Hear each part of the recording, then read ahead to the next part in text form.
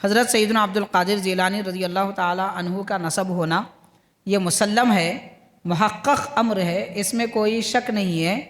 اور اللہ تعالیٰ نے حضرت امام حسن رضی اللہ تعالی عنہ کو امام حسن رضی اللہ تعالی عنہ کے نسب میں اقطاب اور اغواث کو بنایا ہے، یعنی قطب اور غوث حضرت امام حسن رضی اللہ تعالیٰ عنہ کی اولاد میں ہے کہ حضرت سیدنا شیخ عبد القادر جیلانی رضی اللہ تعالیٰ عنہ دونوں طرف سے شریف سید ہیں اور صحیح النسب ہیں، والد کی طرف سے بھی، والدہ ماجدہ کی طرف سے بھی، اور ان کا سلسلہ والد ماجد کی طرف سے امام حسن رضی اللہ تعالیٰ عنہ سے اور والدہ ماجدہ کی طرف سے امام حسین رضی اللہ تعالیٰ عنہ سے ملتا ہے۔ تو جیسے قرآن مجید اللہ کا کلام ہونا متواتر ہے، نماز فرض ہونا متواتر ہے، روزہ زکوٰۃ حج فرض ہونا متواتر ہے، نماز کے لیے مسجد میں نماز ادا کرنا یہ سنت مؤکدہ یا بعض علماء کے پاس واجب ہونا متواتر ہے، جیسے یہ ساری باتیں متواتر ہے، مطلب اس میں کسی کو کوئی شک نہیں ہے۔ حضرت سیدنا غوث پاک رضی اللہ تعالیٰ عنہ کا نسب مبارک بھی امام حسن رضی اللہ تعالیٰ عنہ سے ملتا ہے، اس بارے میں بھی کسی کو کوئی شک نہیں ہے، یہ متواتر ہے۔ اب اس کے باوجود اگر کوئی شک کی بات کرے تو وہ آدمی کے اندر شک ہے۔ قطب اور غوث کون ہیں؟ ارشاد فرماتے ہیں کہ خود امام حسن رضی اللہ تعالی عنہ قطب اکبر ہے، اور حضرت غوث پاک رضی اللہ تعالی عنہ قطب اوسط ہے، درمیان میں، اور امام حسن رضی اللہ تعالیٰ عنہ کی اولاد میں قیامت کے قریب حضرت مہدی علیہ السلام تشریف لائیں گے، وہ خاتمۃ الاقطاب ہے، اور آپ کا رنگ، چہرہ مبارک اور جسم پاک کا رنگ سفیدی کی طرف مائل، مٹیالہ تھا، مٹیالہ رنگ مگر سفیدی کی طرف مائل۔ اور پھر یہ بھی ارشاد فرمایا کہ آپ کی جو آنکھوں کے اوپر بھویں ہیں وہ ملی ہوئی تھی، یعنی بھووں کے درمیان میں بالوں کی ایک باریک دھار تھی کہ بڑی آواز والے تھے، اتنی بلند آواز کہ آپ 70,000 کے مجمعے میں بھی خطاب فرماتے، صف اول میں رہنے والا جیسی آواز سنتا، آخری صف میں رہنے والا بھی ویسی آواز سنتا۔ تو حضرت غوث پاک رضی اللہ تعالیٰ عنہ کا قدم بھی کسی جانور کو لگتا ہے تو وہ تیز رو اور سستی چھوڑ کر تندرستی والی بن جاتی ہے۔ ہم مسلمانوں کے دلوں میں اگر حضرت غوث پاک کی محبت ہو، زبان پر آپ کا ذکر ہو، عمل آپ کے طریقے کا اختیار کریں تو پھر کتنی ترقی نہ کر پائیں گے۔ تو پتہ یہ چلا کہ اگر دنیا دار آدمی کا ہاتھ کسی اچھی چیز کو بھی لگ جائے تو وہ خراب ہو جاتی، اچھی چیز کو بھی لگ جائے تو وہ خراب ہو جاتی ہے۔ اس لیے حاضرین، پچھلے زمانے میں کھانا سالن جلدی اترتا نہیں تھا۔ اپنے بچپن کو یاد کر لیجئے، جو لوگ 60-70 سال کی عمر کے ہیں، جلدی نہیں اترتا تھا۔ روٹی بنا دیے تو رات کی روٹی اگلے دن رات تک چلتی تھی، چاول بہترین رہتا تھا، اترتا نہیں تھا جلدی، 2-3 دن کے بعد کھانا اترتا تھا، اور آج 4 گھنٹے کے بعد کھانا اتر جاتا ہے۔ رکھ دیجئے ایسے ہی باہر فریج میں مت رکھیے، 4 گھنٹے کے بعد اتر گیا۔ کیوں؟ پکانے والے دنیا دار، چاول اگانے والے دنیا دار، بیچنے والے دنیا دار، کھانے والا دنیا دار، سب کے دل میں دنیا کی محبت بسی ہوئی ہے، اس لیے نہ کھانے میں مزہ ہے، نہ سالن میں مزہ ہے، نہ کسی چیز میں مزہ ہے۔ کیفیت دیکھ کر لوگ دنگ رہ گئے کہ یہ دینار کے تھیلیوں میں خون کہاں سے نکل رہا ہے۔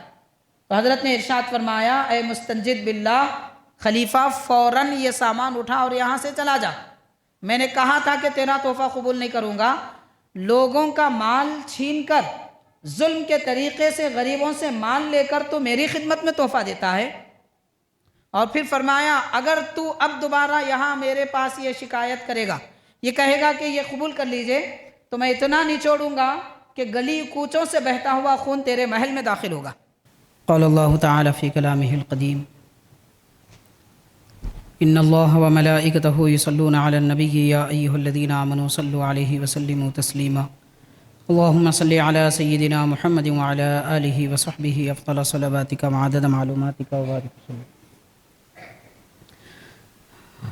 محترم حاضرین، معزز سامعین، السلام علیکم ورحمۃ اللہ وبرکاتہ۔ ماہ ربیع الاخر حضرت سیدنا عبد القادر جیلانی پیران پیر غوث اعظم دستگیر رضی اللہ تعالیٰ عنہ کے عرس مبارک اور آپ کے وصال مبارک کا مہینہ ہے۔ اس مہینے کی 11ویں تاریخ حضرت سیدنا پیران پیر رضی اللہ تعالی عنہ کے وصال کی تاریخ ہے، اور دنیا میں ہر مقام پر آپ کے عرس پاک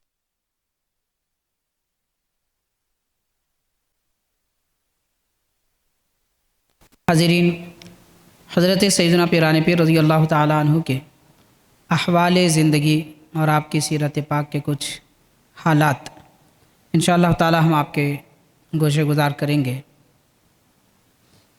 حضرت سیدنا پیران پیر رضی اللہ تعالی عنہ کا نام مبارک سید عبد القادر ہے، اور آپ کی عمر شریف 91 سال ہے۔ آپ نے ابتدائی زندگی کے حالات، زندگی کی عمر اپنی والدہ ماجدہ کے پاس بچپن میں گزاری، اور گیلان نامی مقام میں وہاں کے اساتذہ سے علم دین حاصل کیا۔ آپ کے والد ماجد کا وصال پہلے ہو چکا تھا۔ حضرت سیدنا پیران پیر رضی اللہ تعالی عنہ 18 سال کی عمر شریف میں بغداد تشریف لائے، اور وہاں پر اجلہ اکابر علماء دین سے علم دین حاصل کیا۔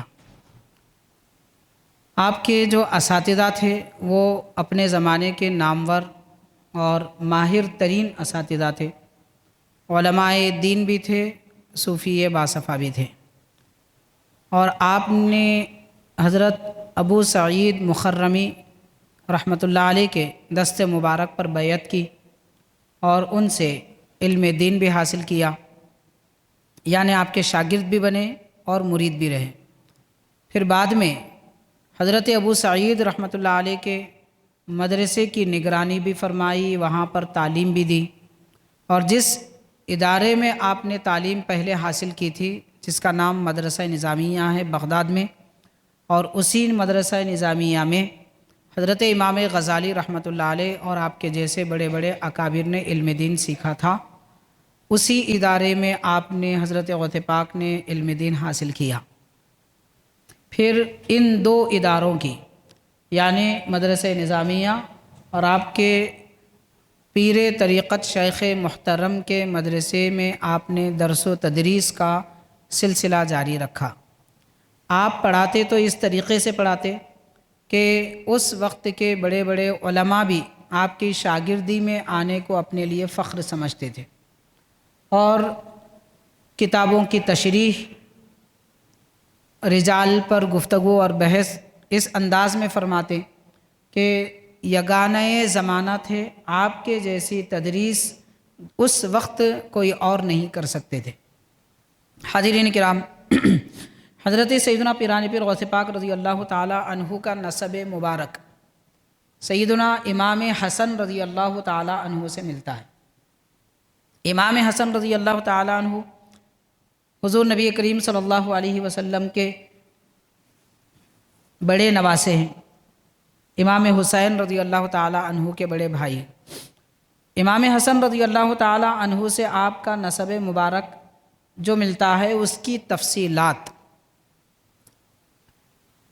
علماء احناف میں ایک بڑے عالم دین گزرے ہیں جن کی سینکڑوں کتابیں ہیں، حضرت ملا علی قاری رحمۃ اللہ علیہ۔ تو حضرت ملا علی قاری رحمۃ اللہ علیہ نے حضرت غوث پاک رضی اللہ تعالی عنہ کی سیرت پر ایک کتاب لکھی ہے جس کا نام ہے نزہۃ الخاطر الفاتر۔ تو اس کتاب میں آپ نے بہت ساری خاص باتیں لکھی ہیں، اس میں سے چند اہم حالات اور واقعات ہم آج آپ کے گوشے گزار کریں گے۔ حاضرین، حضرت ملا علی قاری رحمۃ اللہ علیہ نے ان لوگوں کا جواب دیتے ہوئے فرمایا، معاذ اللہ جو یہ کہتے تھے کہ حضرت غوث پاک رضی اللہ تعالی عنہ نعوذ باللہ سید نہیں ہے، یہ اعتراض رافضیوں کی طرف سے ہوتا ہے۔ جتنے گمراہ فرقے ہیں ان میں سے ایک گمراہ فرقہ ہے جس کو رافضی یا روافض کہا جاتا ہے۔ تو یہ رافضیوں کی طرف سے نعوذ باللہ حضرت غوث پاک رضی اللہ تعالی عنہ پر اعتراض ہوتا ہے کہ آپ سید نہیں ہیں۔ تو حضرت ملا علی قاری رحمۃ اللہ علیہ نے معتبر مستند کتابوں سے آپ کا شجرہ نسب والد ماجد کی طرف سے کہاں تک ملتا ہے، والدہ ماجدہ کی طرف سے کہاں تک ملتا ہے، یہ ساری تفصیلات، اور درمیان میں پائے جانے والے آپ کے آبا و اجداد یعنی آپ کے دادا حضرات اور نانا حضرات، ان سب کے نام آپ نے سلسلہ وار ذکر کیے ہیں۔ ساری تفصیل لکھنے کے بعد حضرت ملا علی قاری رحمۃ اللہ علیہ یہ ارشاد فرماتے ہیں، حضرت امام حضرت سیدنا پیران پیر غوث پاک رضی اللہ تعالیٰ عنہ کے نسب مبارک کے متعلق لکھتے ہیں کہ ارشاد فرمایا آپ نے جو عبارت لکھی ہے، وہ بھی تبینہ ان حضرت سیدنا الشیخ رضی اللہ عنہ سید شریف الطرفین صحیح النسبین من الابوین الامام الاحسنین، یعنی فرمایا پچھلے صفحات میں جو تفصیلات گزری ہیں نسب کے متعلق، اس سے یہ بات ظاہر ہو جاتی ہے کہ حضرت سیدنا شیخ عبد القادر جیلانی رضی اللہ تعالیٰ عنہ دونوں طرف سے شریف سید ہیں اور صحیح النسب ہیں، والد کی طرف سے بھی، والدہ ماجدہ کی طرف سے بھی، اور ان کا سلسلہ والد ماجد کی طرف سے امام حسن رضی اللہ تعالیٰ عنہ سے اور والدہ ماجدہ کی طرف سے امام حسین رضی اللہ تعالیٰ عنہ سے ملتا ہے۔ ابتدا سے انتہا تک یہ سلسلہ نسب متواتر صحیح ثابت کظہور الشمس فی رابعۃ النہار، فرماتے ہیں کہ حضرت غوث پاک کا شجرہ نسب امام حسن امام حسین رضی اللہ تعالیٰ عنہما سے جو مل رہا ہے یہ متواتر ہے۔ متواتر کا معنی کیا ہوتا ہے؟ متواتر معنی ایسی چیز کہ جس کے بارے میں کوئی شک نہ ہو اور کئی مقامات کے لوگ ایک ہی بات اس کے بارے میں کہیں، اس کو متواتر کہتے ہیں، جس کے بارے میں کوئی شک پیدا نہ ہو۔ مثال کے طور پر ہم اپنی زندگی کے حالات کے اعتبار سے، ہمارے اپنے علم کے اعتبار سے میں کہوں گا نماز پڑھنا فرض ہے، سب کو معلوم ہے، ہر مسلمان، مگر کسی کو ایک بال برابر بھی اس بارے میں شک نہیں ہے، تو نماز کی فرضیت متواتر ہے۔ روزہ، زکوٰۃ، حج، کسی کو اس میں کوئی شک نہیں ہے۔ قرآن مجید اللہ کا کلام ہے، اس کے بارے میں کسی کو کوئی شک نہیں ہے۔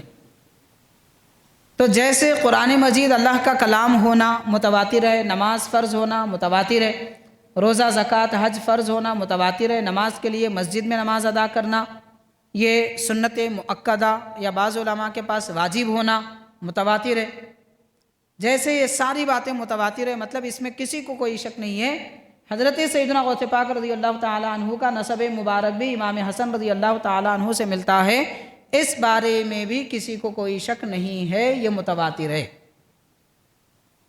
اب اس کے باوجود اگر کوئی شک کی بات کرے تو وہ آدمی کے اندر شک ہے، نسب میں شک نہیں ہے، اس کے علم میں شک ہے، نسب میں شک نہیں ہے، اس کے عقل میں شک ہے، نسب میں شک نہیں ہے، اس کی سمجھ فہم اور سمجھ میں فطور پایا جاتا ہے، لیکن نسب میں کوئی شک نہیں ہے۔ یہ بات حضرت ملا علی قاری رحمۃ اللہ علیہ نے اپنی کتاب میں لکھی ہے۔ پھر اس کے بعد کیا ارشاد فرماتے ہیں؟ ارشاد یہ فرماتے ہیں کہ حضرت غوث پاک کا جو نسب مبارک ہے امام حسن رضی اللہ تعالیٰ عنہ سے ملنا، آپ شریف النسبین صحیح نسب طرفین، دونوں طرف سے صحیح نسب رکھنے والے ہیں، شریف النسب ہیں، اس بارے میں نہ کوئی بحث ہے، نہ کوئی شک ہے، نہ اس نسب کی طرف سے کسی کو کوئی دفاع کرنے کی ضرورت ہے، بلکہ اس پر اجماع ہو چکا ہے۔ اجماع یعنی تمام امت مسلمہ متفق ہے اس بات پر کہ حضرت غوث پاک کا نسب یہی ہے۔ تو وہ آپ کا نسب مبارک آپ کی سیرت پر لکھی گئی عربی زبان کی 60 سے زیادہ کتابوں میں موجود ہے، جو تقریباً 700 سال قدیم زمانے سے لکھی جا رہی ہے۔ تو 60 کتابوں سے بڑھ کر کتابوں میں آپ کا نسب مبارک لکھا ہوا ہے، تو وہ اجماع ہے اس پر کہ وہ آپ کا نسب ہے۔ بہرحال حاضرین کرام، اب سوال یہ پیدا ہوتا ہے کہ نسب کو اتنی اہمیت کے ساتھ بتانے کی ضرورت کیوں ہے؟ اس لیے ہے کہ لوگ بعض گمراہ فرقے اس بارے میں شک کرتے ہیں، بعض کہتے ہیں نعوذ باللہ، جیسے رافضی فرقہ ہے کہ وہ کہتا ہے کہ حضرت غوث پاک سید نہیں ہے، نعوذ باللہ۔ تو حضرت ملا علی قاری رحمۃ اللہ علیہ اب اس فرقے کے بارے میں فرماتے ہیں کیا فرماتے ہیں؟ رغمن للمبتدعۃ الرفضہ اہل الزیغ والنفاق والشقاق والحسد حفظنا اللہ والمسلمین من کید الحاسدین الضالین المضلین. یعنی آپ فرما رہے ہیں کہ سوائے اس گمراہ فرقے کے جس کو رافضی کہتے ہیں، ان کے دل میں کھیٹ ہے، نفاق ہے، جھگڑا اور اختلاف ڈالنا ان کی عادت ہے، حسد ان کے اندر پایا جاتا ہے. اللہ تعالیٰ ان کے تمام شر سے مسلمانوں کی حفاظت فرمائے. اور وہ لوگ جو اس نسب میں شک کر رہے ہیں وہ گمراہ بھی ہیں، گمراہ گر بھی ہیں. تو روافظ کے متعلق فرقہ رافضیہ کے بارے میں حضرت ملا علی قاری رحمۃ اللہ علیہ نے اتنی تفصیلات کہ وہ حضرت غوث پاک کے بارے میں حسد کرتے ہیں، یہ تحریر فرمایا ہے. حاضرین کرام، سیدنا پیرانی پیر غوث پاک رضی اللہ تعالیٰ عنہ کے متعلق جب یہ تفصیل ہم سماعت کر چکے ہیں تو آپ کے نسب کے متعلق اور ایک اہم ترین بات حضرت ملا علی قاری رحمۃ اللہ علیہ لکھتے ہیں، جو کہ بہت ہی کم اور اہم ترین نکتہ ہے، اہم ترین بات ہے، لیکن بہت کم لوگوں نے لکھا ہے. وہ کیا ہے؟ حضرت فرماتے ہیں کہ امام حسن رضی اللہ تعالیٰ عنہ کے نسب سے حضرت سیدنا عبد القادر جیلانی رضی اللہ تعالیٰ عنہ کا نسب ہونا یہ مسلم ہے، محقق امر ہے، اس میں کوئی شک نہیں ہے.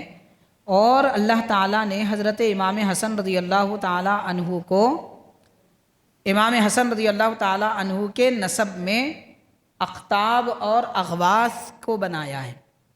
یعنی قطب اور غوث حضرت امام حسن رضی اللہ تعالیٰ عنہ کی اولاد میں ہے. قطب اور غوث کون ہیں؟ ارشاد فرماتے ہیں کہ خود امام حسن رضی اللہ تعالیٰ عنہ قطب اکبر ہے، اور حضرت غوث پاک رضی اللہ تعالیٰ عنہ قطب اوسط ہے، درمیان میں. اور امام حسن رضی اللہ تعالیٰ عنہ کی اولاد میں قیامت کے قریب حضرت مہدی علیہ السلام تشریف لائیں گے، وہ خاتمۃ الاقطاب ہے.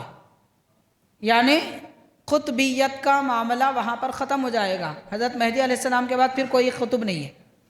تو امام حسن رضی اللہ تعالیٰ عنہ سے لے کر مہدی علیہ السلام تک، مہدی علیہ السلام، حضور غوث پاک رضی اللہ تعالیٰ عنہ، امام حسن رضی اللہ تعالیٰ عنہ، جملہ یہ تین قطب سب کے سب امام حسن اور ان کے اولاد میں سے. یعنی جو غوثیت کے مرتبے پہ فائز ہے، جو غوثیت کے مرتبے پہ فائز ہے، وہ امام حسن رضی اللہ تعالیٰ عنہ کی اولاد سے ہیں. ایسا کیوں؟ اس کی وجہ آپ یہ ارشاد فرماتے ہیں کہ حضرت امام حسن رضی اللہ تعالیٰ عنہ نے رضائے الہی کی خاطر، خوشنودی خداوندی کے لیے، اور قوم و ملت کے اندر لڑائی جھگڑے نہ پائے جائیں اور اس سے ان کو بچایا جائے، اس خاطر فساد نہ ہو قوم کے درمیان، خون بہاؤ نہ ہو، اس لیے آپ نے خلافت کو ترک کر دیا. یعنی حضرت امام حسن رضی اللہ تعالیٰ عنہ نے خلافت حضرت امیر معاویہ رضی اللہ تعالیٰ عنہ کے حوالے کر دی. تو یہ خلافت ترک کرنے کی وجہ سے رب نے آپ کے اولاد امجاد میں غوثیت عطا فرمائی. خود آپ کو قطب اکبر بنایا، غوث پاک کو قطب اوسط بنایا، امام مہدی کو خاتمۃ الاقطاب بنایا. حضرت ملا علی قاری رحمۃ اللہ علیہ حضور غوث پاک کے قطب ہونے کے متعلق یہ تفصیل، یعنی آپ کے غوث ہونے کے بارے میں یہ بیان فرماتے ہیں. حاضرین کرام، صوفیاء کرام کی اصطلاح میں قطب الاقطاب اور غوث ایک ہی درجہ ہے، ایک ہی مقام پر فائز ہونے والے بزرگ کے دو لقب ہیں. غوث اعظم بھی کہیے یا پھر قطب الاقطاب کہیے، دونوں ایک ہی معنی ہے. حضرت سیدنا پیرانی پیر غوث پاک رضی اللہ تعالیٰ عنہ کا حال حضرت ملا علی قاری رحمۃ اللہ علیہ نے اس طریقے سے بیان فرمایا کہ آپ نحیف البدن ہیں، یعنی بہت زیادہ موٹے تازے نہیں بلکہ درمیانی صحت کا درجہ رکھنے والے نحیف البدن تھے. بہت دبلے بھی نہیں تھے، یعنی آپ کی اونچائی لمبائی وہ بھی عام درمیانی اعتبار سے آپ کا قد و قامت ہے. سینہ مبارک بہت چوڑا تھا، داڑھی آپ کی بہت چوڑی تھی اور لمبی تھی، اور آپ کا رنگ، چہرہ مبارک اور جسم پاک کا رنگ سفیدی کی طرف مائل، مٹیالہ تھا، مٹیالہ رنگ مگر سفیدی کی طرف مائل. اور پھر یہ بھی ارشاد فرمایا کہ آپ کی جو آنکھوں کے اوپر بھویں ہیں وہ ملی ہوئی تھی، یعنی بھووں کے درمیان میں بالوں کی ایک باریک دھار تھی. حضور نبی کریم صلی اللہ علیہ وسلم کی ابرو شریف جس کو بھویں کہتے ہیں، وہ ابرو مبارک جدا تھی، علیحدہ علیحدہ تھی۔ حضرت غوث پاک رضی اللہ تعالیٰ عنہ کی ابرو مبارک دو آنکھوں کی ایک دوسرے سے ملی ہوئی تھی، مگر دو آنکھوں کے بھووں کے درمیان میں گہرے بال نہیں تھے، ہلکی سی ایک دھار تھی۔ پھر ارشاد فرماتے ہیں کہ بڑی آواز والے تھے، اتنی بلند آواز کہ آپ 70,000 کے مجمعے میں بھی خطاب فرماتے، صف اول میں رہنے والا جیسی آواز سنتا، آخری صف میں رہنے والا بھی ویسی آواز سنتا۔ تو آپ کی آواز بڑی تھی، ذا صوت جہوری، بلند ترین آواز والے، اور اخلاق نہایت خوبرو، اتنے بہترین اخلاق، جیسا کہ نبی پاک صلی اللہ علیہ وسلم کے اخلاق مبارک میں بھی ذکر کیا جاتا ہے کہ صحابہ کرام میں ہر صحابی یہ سمجھتے تھے کہ حضور مجھ سے زیادہ محبت فرماتے ہیں، سرکار سب سے ویسی ہی گفتگو فرماتے، ویسے ہی معاملہ رکھتے۔ حضرت غوث پاک کے مریدین بھی یہی فرماتے ہیں، ہم یہ سمجھتے تھے کہ حضرت ہم سے ہی محبت کرتے ہیں، تو ہر ایک کے ساتھ ایسا معاملہ فرماتے تھے اور ہر ایک کے ساتھ ویسی گفتگو فرماتے تھے، اور بہت زیادہ روشن دماغ، سمجھدار، انتہائی سمجھدار۔ اور پھر علم دین حاصل کرنے کے لیے آپ نے جب کوشش کے آستین چڑھائے، حضرت لکھ رہے ملا علی قاری رحمۃ اللہ علیہ، قد شمر عن ساق الاجتہاد فی طلب العلم وحصولہ، کہ آپ نے علم دین حاصل کرنے کے لیے جب اپنے آستین چڑھائے تو حاصل کر کے رہے، یعنی آپ اپنا جب کوئی ارادہ فرماتے کچھ پانے کا تو اسے ضرور حاصل فرماتے، بلند ہمت آپ کے اندر موجود تھی۔ اور حاضرین کرام، حضرت سیدنا پیران پیر غوث پاک رضی اللہ تعالیٰ عنہ کے احوال میں یہ بھی لکھا جاتا ہے کہ حضرت ملا علی قاری رحمۃ اللہ علیہ نے فرمایا، حضرت سیدنا عبد القادر جیلانی رضی اللہ تعالیٰ عنہ کی بہت ساری کرامتیں ہیں۔ کرامت کا مطلب کیا ہے پہلے یہ بھی سمجھ لیں۔ بعض لوگ کیا سمجھتے ہیں کہ ہوا میں اڑنا کرامت ہے، پانی پر چلنا کرامت ہے۔ کرامت ہے، اس میں کوئی شک کی بات نہیں ہے، اور بہت ساری چیزیں بھی کرامتیں ہیں، لیکن کرامت دراصل کہتے کس کو ہے؟ کسی اللہ کے نیک بندے سے ظاہر ہونے والا وہ عمل جو یہ بتاتا ہے کہ اللہ کے پاس ان کا بہت اونچا مقام ہے، اس کو کرامت کہتے ہیں۔ مطلب یہ ہوا کہ جس بندے سے کرامت ظاہر ہو رہی ہے وہ اللہ کے پاس اونچا مقام رکھتا ہے، اسی لیے کرامت ظاہر ہو رہی ہے۔ اللہ کے پاس مقام نہیں ہوتا تو کوئی کرامت بھی نہیں آتی۔ حضرت شیخ الاسلام بانی جامع نظامیہ رحمۃ اللہ علیہ نے ارشاد فرمایا ہے، کرامت یعنی کسی بندے سے ظاہر ہونے والا خارق عادت، خلاف عادت وہ عمل جو یہ بتاتا ہے کہ ان کا اللہ کے پاس بہت اونچا مقام ہے، کیونکہ کرامت کا اصل معنی ہے بزرگی، کرامت کا اصل معنی ہے شرافت، تو اللہ تعالیٰ کے پاس جن کی بزرگی ہے انہی سے کرامت ظاہر ہوتی ہے، اس لیے اس کو کرامت کہا جاتا ہے۔ تو حضرت سیدنا غوث پاک رضی اللہ تعالیٰ عنہ کے متعلق ملا علی قاری رحمۃ اللہ علیہ تحریر فرماتے ہیں کہ اگر کوئی آدمی کسی ایسے مقام پر ہو کہ جہاں پر کھٹمل زیادہ رہتے ہیں، بعض مقامات پہ ہوتے ہیں لکڑیوں میں، بستر میں، ایسے مقامات پر کھٹمل پائے جاتے ہیں، تو حضرت ملا علی قاری رحمۃ اللہ علیہ فرما رہے ہیں اگر اس مقام پہ حضرت غوث پاک کا ذکر کر لیا جائے تو سارے کھٹمل چلے جائیں گے، یعنی مشکل اور پریشانی میں ڈالنے والے کیڑے بھی اس جگہ نہیں رہتے جہاں حضرت غوث پاک کا ذکر کیا جاتا ہے۔ اب غور کیا جائے کہ حاضرین آج ہمارے گھروں میں کہاں ذکر ہو رہا ہے؟ سال میں ایک مرتبہ اگر حضرت غوث پاک کا ذکر کہیں مسجدوں میں جلسوں میں کیا جائے تو بڑی مشکل سے تھوڑے تھوڑے لوگ حاضر ہو جاتے، اور جب کھانے کا اہتمام کیا جائے تو سارے لوگ آ جاتے۔ آپ آزما کر دیکھ لیجئے، جلسہ ہے، جلسے کے بعد کھانے کا اہتمام ہے، حضرت غوث پاک رضی اللہ تعالیٰ عنہ کے تذکرہ، آپ کا تذکرہ، آپ کا ذکر منعقد کیا جا رہا ہے، اس کے بعد تناول تبرک کا اہتمام ہے، تو جلسے میں آپ کو 40 لوگ ملیں گے تو طعام کے لیے 400 لوگ آئیں گے۔ مطلب یہ ہوا کہ ان لوگوں کو حضرت غوث پاک کے ذکر سے کوئی مطلب نہیں ہے، نہ ان سے محبت ہے، ہاں کھانے سے محبت ہے، کھانے سے محبت ہے، اس لیے کھانے کے وقت آتے ہیں۔ حضرت غوث پاک کے ذکر سے محبت ہوتی تو شروع سے بیٹھے ہوئے ہوتے جلسے میں، ایسا نہیں ہوتا، یہ بڑے افسوس کی بات ہے۔ مطلب آج دین میں بھی مطلب پرستی ہے، دین میں بھی مطلب پرستی، دنیا میں تو لوگ کر لیتے ہیں مطلب کے کام، افسوس کی بات ہے کہ دین میں بھی مطلب پرستی سے کام لیا جا رہا ہے۔ تو مسجدوں میں جو جلسے ہوتے ہیں اس میں تو کوئی شریک ہو رہے نہیں، لیکن گھروں میں تو اہتمام بالکل ختم ہو چکا ہے۔ نبی پاک صلی اللہ علیہ وسلم کا ذکر مبارک، اللہ والوں کا ذکر پاک، صحابہ کرام کا ذکر پاک، حضرت غوث پاک کا تذکرہ ہر دن ہم کو اپنے گھر میں کرنا چاہیے۔ اگر گھروں میں اللہ کے محبوب بندوں کا ذکر کیا جائے، ان کی زندگی کے طور طریقے، عبادتوں کے سلیقے اور ان کی کرامتیں وغیرہ بیان کیے جائیں، تو بچے بھی ہمارے یہ جانیں گے کہ بھئی میں مسلمان ہوں۔ ورنہ بچے کیا سمجھیں گے؟ لڑائی جھگڑے دیکھیں گے تو کیا سمجھیں گے؟ اپن لڑنے کو پیدا ہوئے۔ گھر میں ماں باپ کی بحثیں دیکھیں گے تو کیا سمجھیں گے؟ اچھا بحث کرنا اصل مقصد ہے زندگی کا۔ اور دنیا داروں کی باتیں، کرکٹرز کی باتیں ہو رہی ہے اور ہیرو کی باتیں ہو رہی ہے، دنیا کی سیاست کی باتیں ہو رہی ہے، تو بچے یہ سمجھیں گے کہ ہاں ہم کو یہ کرنا ہے۔ گھر میں ماں باپ جو سکھائیں گے، جو کریں گے، بچے وہ سیکھیں گے۔ اس لیے پچھلے زمانے میں بڑے بڑے اکابر، ماں باپ، ماں اور ان کے والدین گھروں میں بزرگوں کا ذکر کرتے تھے، سرکار کا تذکرہ ہوتا، صحابہ کرام کا تذکرہ ہوتا، اولیاء اللہ کا ذکر ہوتا۔ افسوس کی بات ہے کہ آج یہ سب کچھ نہیں ہو رہا ہے۔ اس لیے گھر میں کھٹمل تو کھٹمل ہے، پورا شیطان بیٹھ چکا ہے۔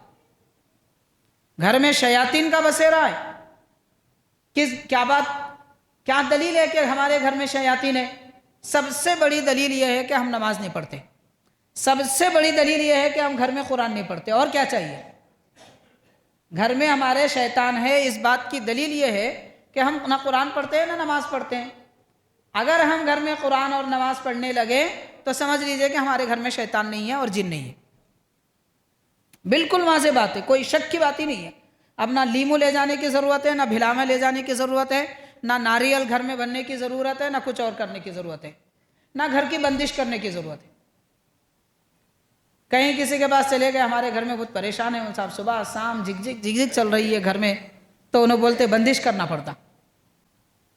پورا گھر بنا لیے، پھر بندش کی کیا ضرورت؟ یہ بندش کیا ہوتی ہے؟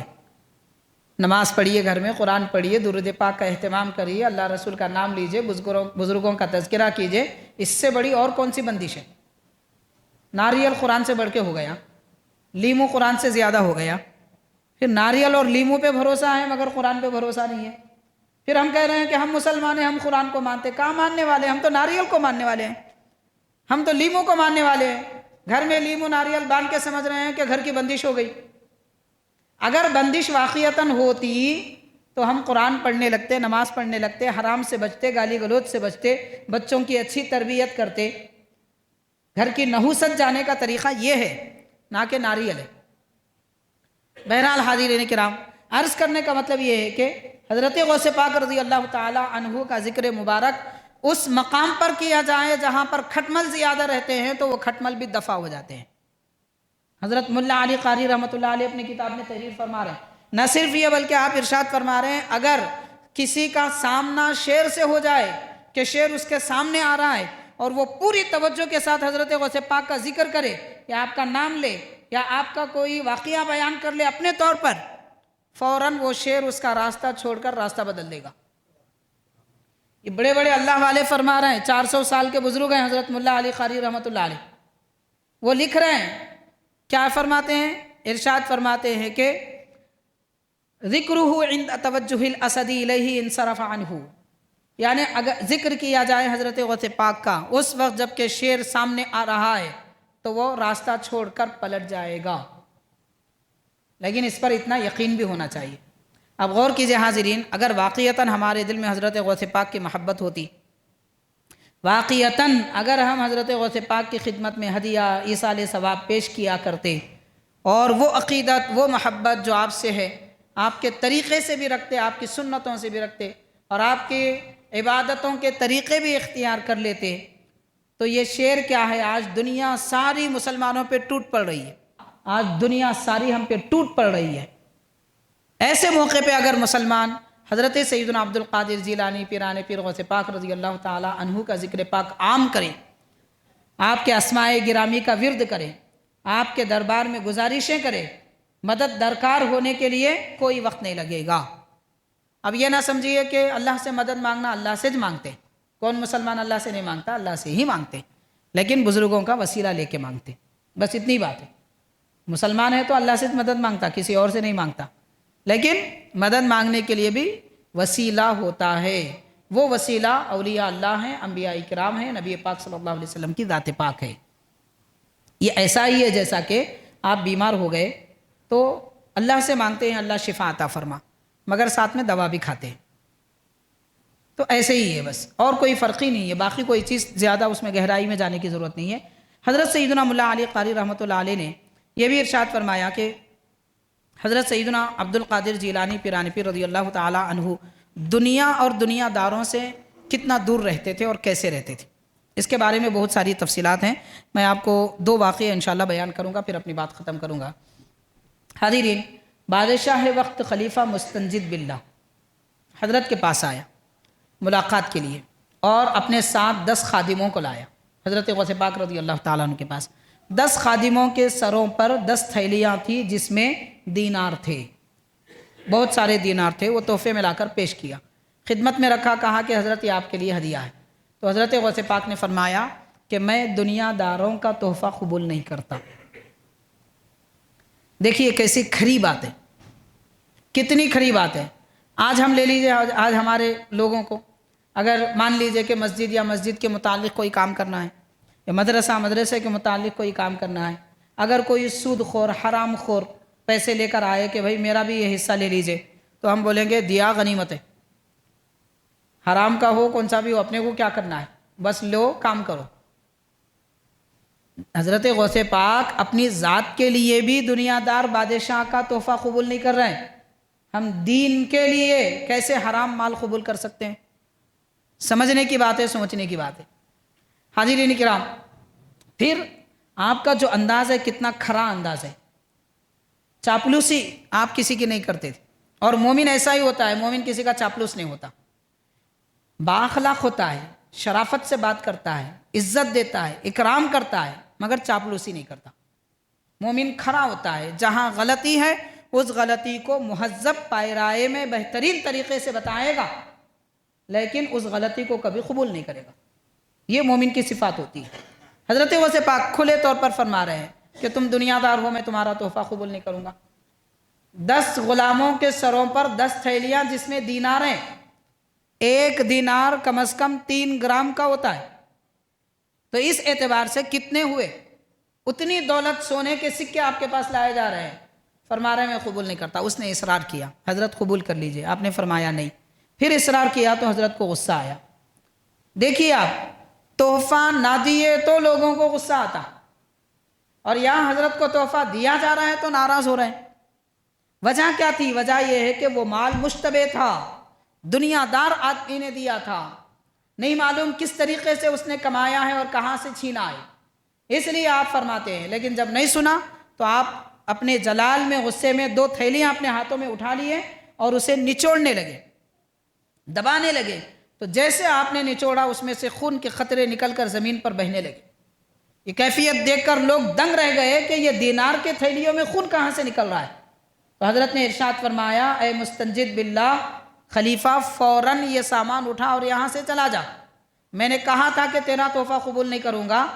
لوگوں کا مال چھین کر ظلم کے طریقے سے غریبوں سے مال لے کر تو میری خدمت میں تحفہ دیتا ہے، اور پھر فرمایا اگر تو اب دوبارہ یہاں میرے پاس یہ شکایت کرے گا، یہ کہے گا کہ یہ قبول کر لیجئے، تو میں اتنا نچوڑوں گا کہ گلی کوچوں سے بہتا ہوا خون تیرے محل میں داخل ہوگا۔ میں نے چاہتا کہ تیرا عیب کھل جائے، تیرے بے عزتی ہو جائے، اس لیے کہہ رہا ہوں کہ یہ سامان اٹھا اور یہاں سے چلا جا۔ حاضرین کرام، اللہ والوں کی یہ خاصیت ہوتی ہے کہ جس مال میں شبہ ہوتا ہے وہ اس کا تحفہ کبھی قبول نہیں کرتے۔ اکثر بزرگان دین تو قبول ہی نہیں کیا، لیکن بعض اللہ والے حلال کمائی کا تحفہ کوئی پیش کرتا تو قبول فرما لیتے تھے، اور لوگ ان کی خدمت میں تحفے اس لیے دیتے تھے کہ ان کے پاس جو مریدین تربیت پاتے، جو طلبہ علم حاصل کرتے، ہزاروں کی تعداد میں ہوتے تھے، ان کے کھانے پینے کا انتظام کرنے کے لیے لیتے تھے۔ تحفے قبول کرنے کی بھی ایک وجہ تھی، اور وہ وجہ یہ ہے۔ اور حاضرین کرام، حضرت سیدنا پیرانی پیر رضی اللہ تعالیٰ عنہ کی خدمت میں ایک مرتبہ یہ بادشاہ پھر آیا اور آ کر کہنے لگا کہ حضرت میری ایک خواہش ہے کہ آپ مجھے کوئی ایسا پھل کھلائیے کہ جو اس موسم کا نہ ہو، جو موسم چل رہا ہے وہ موسم کا نہ ہو، ایسا پھل کھلائیے۔ تو آپ نے ہواؤں میں اپنا دست مبارک بلند کیا اور آپ کے دست مبارک میں 2 سیب آئے، تو آپ ایک سیب اس کے ہاتھ میں دیا اور ایک سیب خود آپ تناول فرمانے لگے۔ بادشاہ کے ہاتھ میں جو سیب آیا تھا اس کو جب توڑا گیا تو اس میں کیڑا نکلا، تو اس نے کہا کہ حضرت دونوں سیب آپ لائے اور میرے سیب میں کیڑا، پھر آپ کا سیب اچھا ہے، اس کی کیا وجہ ہے؟ تو آپ نے ارشاد فرمایا کہ تیرے ہاتھ میں جو سیب ہے یہ وہ سیب ہے کہ جس کو دنیا دار بادشاہ کے ہاتھ نے چھو لیا ہے، تو اس کا اثر سیب میں آیا، اور یہ ایک اس بندے کے ہاتھ میں سیب ہے جو اللہ کے لیے زندگی گزارتا ہے، دنیا کے لیے نہیں گزارتا، اس لیے میرے ہاتھ کے سیب میں کوئی کیڑا نہیں ہے۔ تو پتہ یہ چلا کہ اگر دنیا دار آدمی کا ہاتھ کسی اچھی چیز کو بھی لگ جائے تو وہ خراب ہو جاتی ہے، اچھی چیز کو بھی لگ جائے تو وہ خراب ہو جاتی ہے۔ اس لیے حاضرین، پچھلے زمانے میں کھانا سالن جلدی اترتا نہیں تھا۔ اپنے بچپن کو یاد کر لیجئے، جو لوگ 60-70 سال کی عمر کے ہیں، جلدی نہیں اترتا تھا۔ روٹی بنا دیے تو رات کی روٹی اگلے دن رات تک چلتی تھی، چاول بہترین رہتا تھا، اترتا نہیں تھا جلدی، 2-3 دن کے بعد کھانا اترتا تھا، اور آج 4 گھنٹے کے بعد کھانا اتر جاتا ہے۔